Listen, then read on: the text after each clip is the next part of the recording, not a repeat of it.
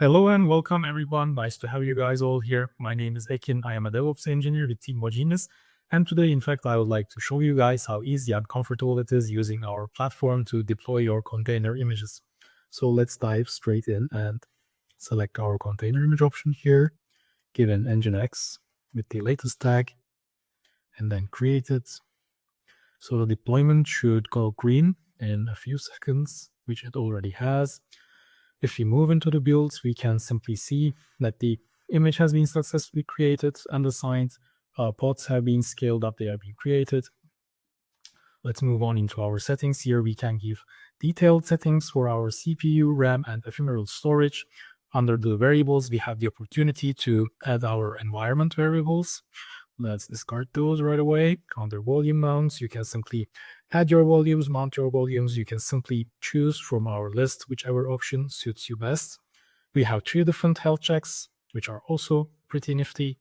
Here inside our general settings, you guys can simply choose to up or down scale your pods manually. Let's wait for a couple of seconds. There you go. Or if you guys do not like getting your hands dirty, then the autoscaler is always a great option as well. So moving on to ports and domains, let's simply add our ports. And this is usually 8080. Yep, let's just expose our port and save our changes. Well, those have been done. Pretty easy, pretty useful. You guys can always choose to add extra ports if you like to do so. Here we can simply enable our policy management. And we have to go to the cluster settings to do that. Let's maybe skip it for this part to keep the video a bit shorter and more engaging. Let me show you guys also the easy button options that we have here. So we have now stopped our deployment. We can restart it. Sorry, I meant to say we can start it, and we can, of course, always restart it when it is necessary for the changes we have made to take place. So as you guys might have already seen here, we have the UI and the YAML. So if you go into the YAML view, we can here see all of our settings. Here we have our describe as well.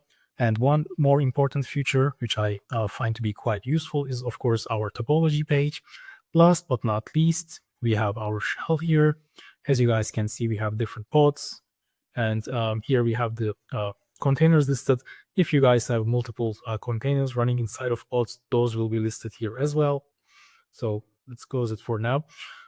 Generally speaking, these are all the useful features that you guys will get to enjoy once you have decided to use mogenius for your Kubernetes management. So I would like to thank you guys for joining in, and let me make my resource here.